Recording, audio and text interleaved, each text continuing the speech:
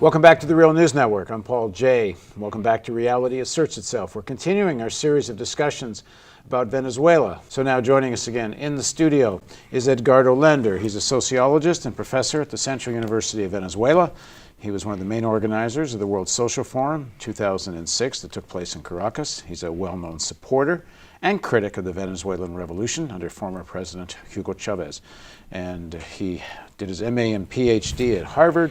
Before that, he did a degree in sociology at the Universidad Central de Venezuela. He normally is in Caracas, but today he's in Baltimore.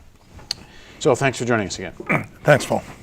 Why are they having so much trouble getting agriculture going? Part of the issue, I would think, is land reform and opening up land for ownership of the peasants. And I know that was quite bitterly fought by the elites in the countryside. But how well or how serious was the undertaking for land reform? The thing is that if you compare, say, Venezuela to Brazil and look at the landless movement, you have a very strong landless movement confronting a government that doesn't want to carry out land reform, and which hasn't during all the Lula and the present period. In the case of Venezuela, there really isn't such a peasant movement that's really pressing to have access to land. It's small. There aren't that many people in Venezuela that are willing to do work in the fields. So that's a cultural issue. But it's also the fact that with the relative prices of imports and agricultural production, there's no way people can make a living out of agriculture unless it's highly subsidized. And if it's highly subsidized, then it's sort of a repeat of the rentier model in which oil finances everything else. On the other hand, one of the objectives of the Bolivarian Revolution is the need to have more autonomy in relation to financial capital, to sort of the global capital system, et cetera, et cetera. But if Venezuela concentrates all its resources into producing more and more of the basic commodity of current capitalism, we'll just get more and more connected into the international networks of this capitalist model. There's no way to break away if you sort of increase and increase and increase production. Not only increase production, but to increase production in Venezuela, you need huge investments and technology, which Venezuela doesn't have. So you need financing, you need foreign investment, you get into debt, and it's sort of go deeper and deeper into the network of extractive models of the predatory models of capitalism. And this is an issue that's, even though it's obvious that it's like the core issue of any possible transformation in Venezuelan society, this is an issue that's hardly debated. There is a sort of national consensus that Venezuela has been, is, and will continue to be an oil-producing country. It's amazing when you look at the programs presented for the elections in 2012, the last in which Chavez participated. I look at the program presented by Chavez and by Capriles, the opposition leader, and you compare the programs, and they're completely different in every single aspect except one, which happens to be the most important one for Venezuela. How much oil are we going to produce? And they both offered exactly the same figure, 6 million barrels per day by the end of this presidential period. And that implies a lot. I mean, how are you going to produce it? You need massive foreign investment. You need massive debt. You need to cover the country with oil infrastructure and destruction. Venezuela has the biggest sweetwater lake south of the Great Lakes in the Americas, the Lake of Maracaibo, where Maracaibo, the second largest city in the country, got its drinking water up to the 1930s. When oil began, the American oil corporations decided that it was too expensive to get the oil and take it out to the sea and then put it in tankers. They wanted the tankers to be able to go in all the way. So a small canal that connected the sea with the lake was opened up to a huge canal so the tankers could go in. After 70 years, 80 years, this huge water deposit has been destroyed. And now the threat is that the Orinoco River and its delta, which is one of the biggest rivers in the world, is going to be collateral damage for the oil industry as well. So there's an environmental issue that has to do with climate change on a global scale and the destruction of Venezuela as a territory as well. In the Venezuelan constitution, the issue of indigenous rights is a main issue. There's a whole chapter, Chapter 8 of the Constitution, that defines in very detail what are the rights of indigenous people. And the whole structure of the rights are constructed around the notion of the recognition of the territories of the indigenous people. Because only if people are recognized as a people, they have a right to the territory. And if they have a right to the territory, then there's forms of self-government and whatever is decided within the territory. But that's incompatible with this extractive model, because most of the indigenous territories are where the extractive activities will be carried out. So even if the Constitution said that the recognition of the territory should be done in 2 years, which was absolutely non-realistic, after 15 years, nothing has happened. So unless the productive model, unless a transition towards a post-oil economy starts, there's no way you can save the planet, which is one of the objectives that has been defined by the Venezuelan government. There's no way you can create participatory democracy, sort of grassroots-based form of democracy. There's no way you can possibly have food sovereignty. There's no way you can have a democratic society with oil. And that's not just the Venezuelan case. I mean, that's across the board.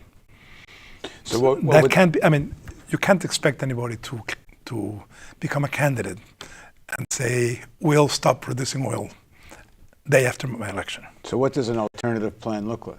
An alternative plan, first, you need a national debate on the fact that you can't possibly continue because this is destroying Venezuela, it's destroying the planet, and it's incompatible with indigenous rights, it's incompatible with food production, it's incompatible with democracy. So the first thing is to realize that we have to confront this issue and have a national conversation, as you say in the States, on the need for alternatives. I hope it's better than the national conversation in the States, because these conversations don't go anywhere Yeah, in the I know. States. There is a lot of debate in Latin America today around alternatives to extractivism. There's a lot of debate on the fact that these progressive governments, I'm talking about Bolivia, Ecuador, assume that in the first stage of the transformation, you need to accumulate resources in order to be able to carry out further steps and eventually become less extractive. But history shows that that's not possible. History shows that as you go into the extractive model, it transformed society. In a political sense, the economy gets centered around the extractive model. The state becomes dependent on the extractive model, and it goes deeper and deeper into that. Extractivism not only produces material, not only produces commodities, it produces subjects, it produces social relations, it produces agents. And once you have those agents, you can't just sort of unwind history and turn it back.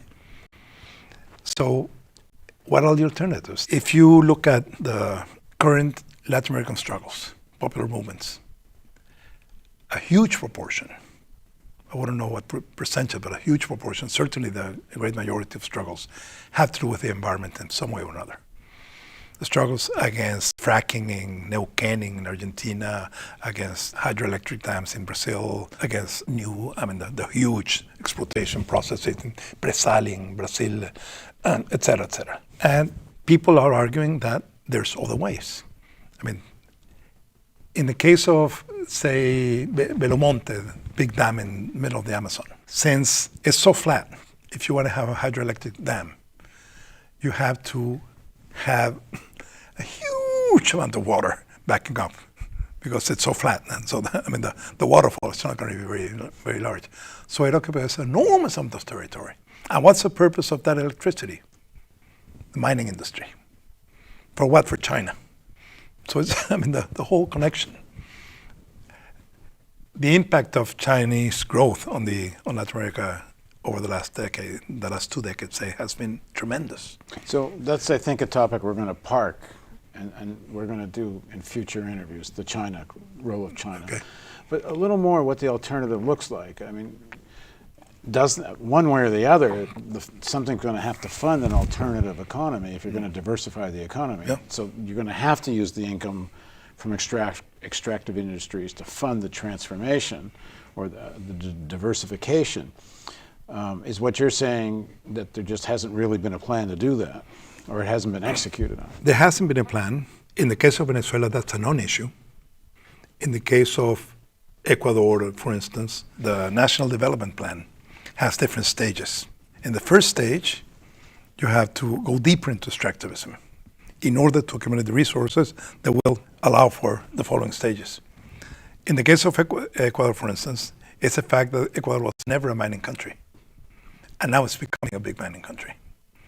So the logic of an alternative is completely absent. And the alternatives, I'm not claiming that the alternatives are just obvious. I just sort of look at the different book or carry out a different plan. But there's many ways in which the struggles of people in all of Latin America are showing that there's alternatives at local levels.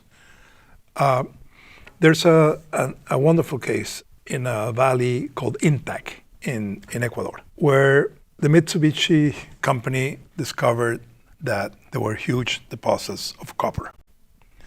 And they started to get the permits to exploit the copper. Eventually, the environmental impact done by the company itself was made public. And this led to an organization of the people against the mining company. The mining company was sold to a Canadian company, which is now controls most of the mining, all over Latin America and part of the world. And people organized to resist the exploitation. But then they realized that if they just said no, and they didn't have alternatives, their struggle wouldn't be able to survive for very long.